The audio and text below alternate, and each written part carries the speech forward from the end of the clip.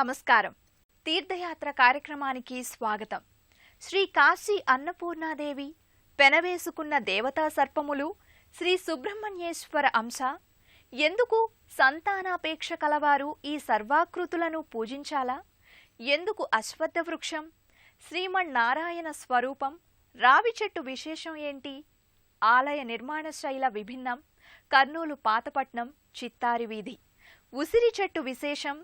శ్రీ శ్రీ శ్రీ పాండురంగస్వామి దేవస్థానం, విఘ్నేశ్వరుడు, శ్రీ సుబ్రహ్మణ్యేశ్వర స్వామి, శ్రీ కుమారస్వామి ఆలయం ఏదైనా అందున్న శ్రీమూర్తులు ఎందరున్నా ప్రతి ఆలయానికి ప్రధాన దేవతామూర్తి ఉంటారు. ఆ దేవత పేరు మీదనే ఆ ఆలయం ప్రసిద్ధి చెందుతుంది. కర్నూలు 1 టౌన్లోని చిత్తారి వీధిలో వేంచేసియున్న శ్రీ కాశీ అన్నపూర్ణాలయం ఎంతో పురాతనమైంది. ఈ ఆలయ నిర్మాణ శైలి కూడా ఎంతో విభిన్నంగా తోస్తుంది. ఆ ఆలయ విశేషాలను ఈనాటి తీర్థయాత్ర కార్యక్రమంలో వీక్షిద్దాం.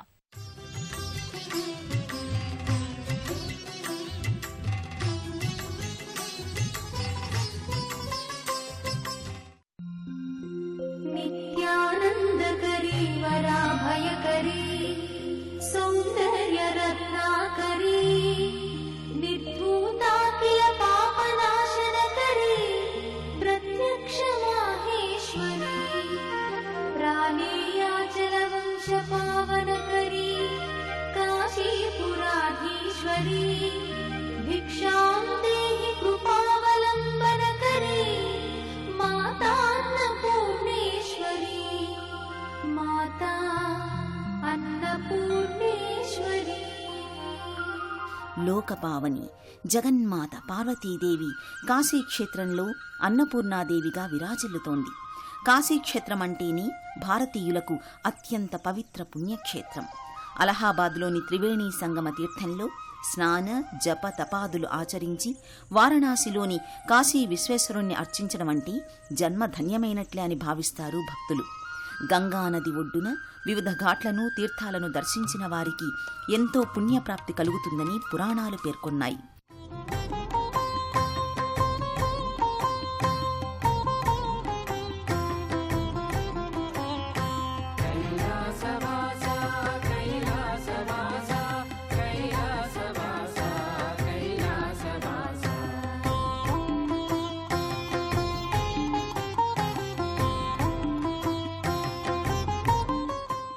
సాక్షాత్తు కాశీ అన్నపూర్ణాదేవి పరమశివునికి భిక్ష వేస్తున్న దృశ్యాన్ని, ఆ మాత గొప్పతనాన్ని చాటి చెప్పే దేవాలయం ఈ కాశీ అన్నపూర్ణాదేవి ఆలయం.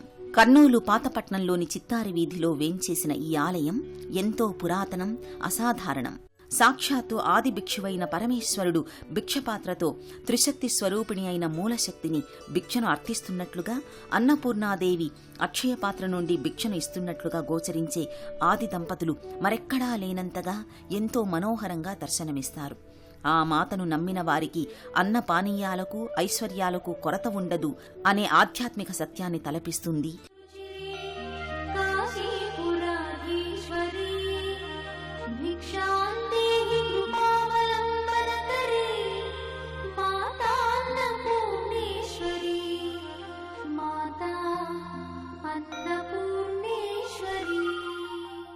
గర్భాలయంలో ఉన్నత గద్దెపై మకర తోరణయుక్తంగా ఆది దంపతులు కొలువు తీరగా వారిని సభక్తికంగా అర్చిస్తారు అర్చక స్వాములు. మంగళహారతులు, వేదమంత్రాలతో కూడిన అర్చనలు ఆలయాన్ని ఆధ్యాత్మిక లోకానికి తీసుకువెళతాయి.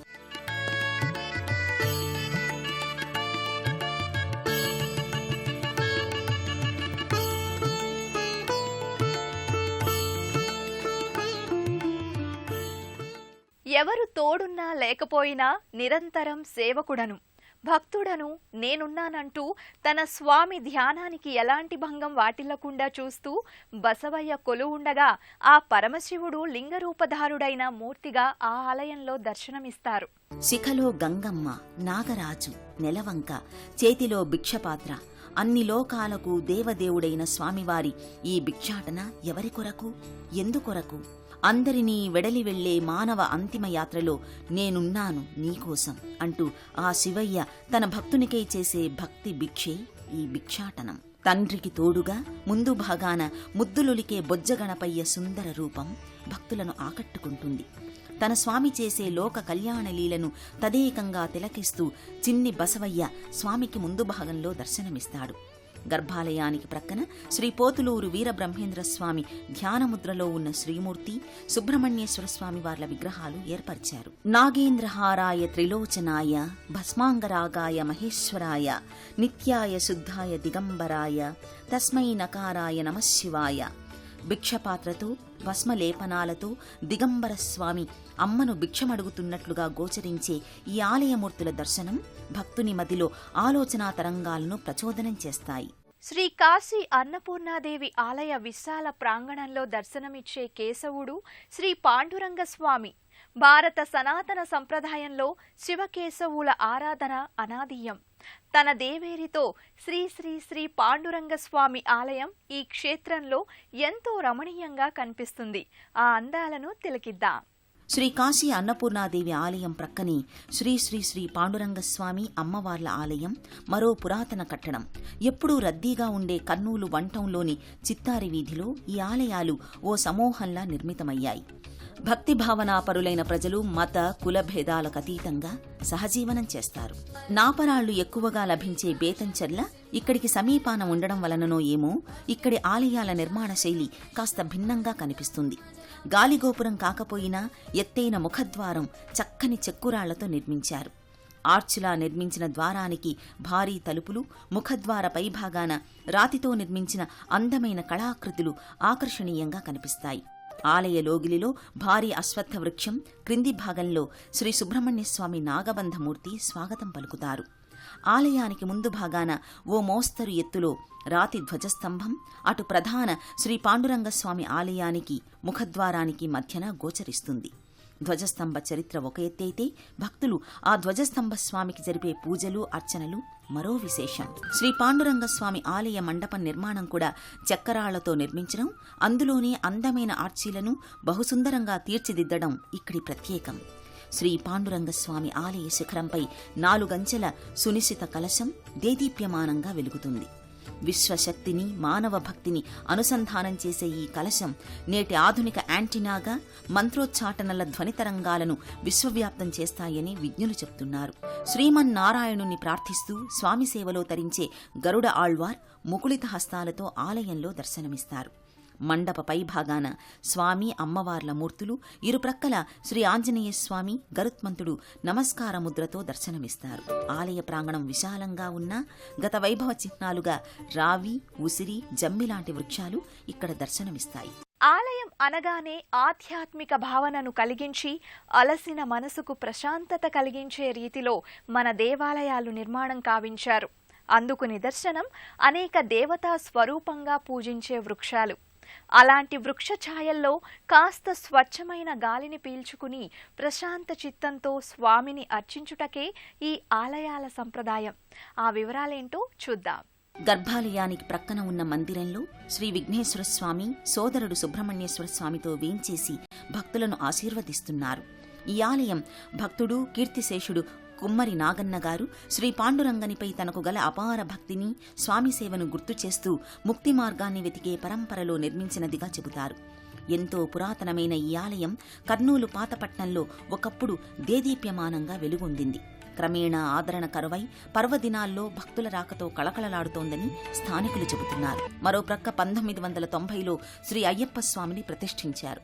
నవంబరు, డిసెంబరు మాసాల్లో అయ్యప్ప భక్తులు ఈ ఆలయ ప్రాంగణంలో విశేష పూజలు నిర్వహిస్తారని భక్తులు చెబుతున్నారు. గర్భాలయంలో నెలకొల్పిన శ్రీ పాండురంగస్వామి అమ్మవార్లు చిరు దరహాసంతో పుష్పాలంకృతులై దర్శనమిస్తారు.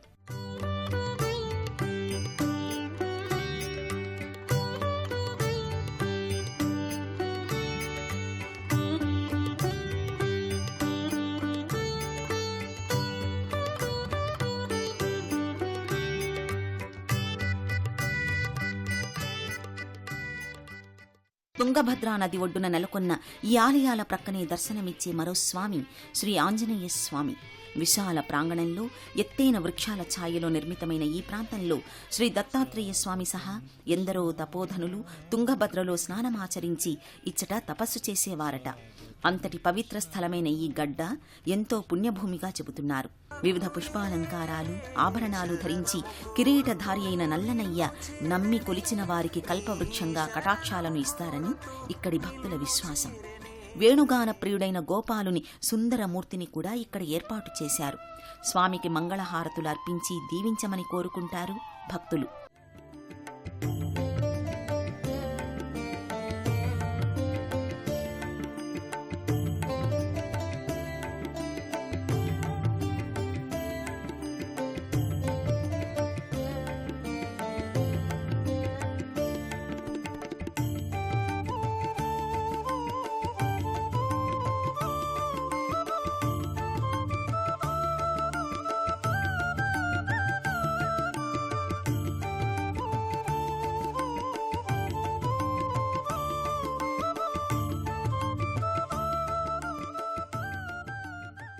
శ్రీ కాశీ అన్నపూర్ణాదేవి ఆలయ ప్రాంగణంలోని ఉపాలయాలు, ఆలయ నిర్మాణ సోయగాలు చూద్దాం.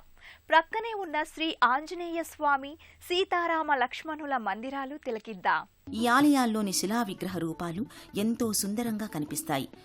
పర్వదినాలలో విశేష పూజలు, అన్నదాన కార్యక్రమాలు విరివిగా చేస్తారు.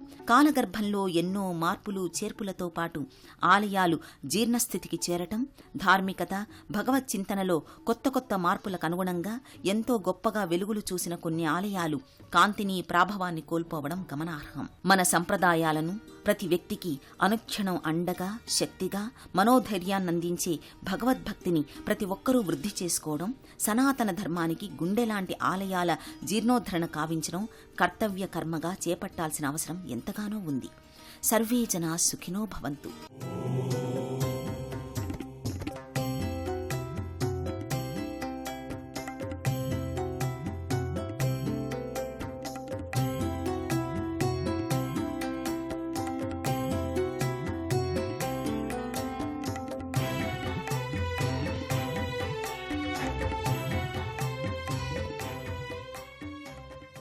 ఆలయాలు కొత్తగా నిర్మించటంతో పాటు చారిత్రక ప్రాముఖ్యం గల దేవస్థానాల పరిరక్షణ భారం మనందరిపై ఉంది. ఎంతో ప్రాశస్త్యాన్ని పొందిన అద్భుత పురాతన ఆలయాలు ఎన్నో కనిపిస్తాయి. వాటి పునర్వైభవాన్ని తేవటం, సమాజం సంఘీభావంగా ఏర్పడి ధర్మరక్షణకు నడుంబిగించటం ఎంతో అవసరం. భారతదేశం ఒకప్పుడు జగద్గురువు అన్న వైభవాన్ని మరలా పొందాలని ఆశిద్దాం.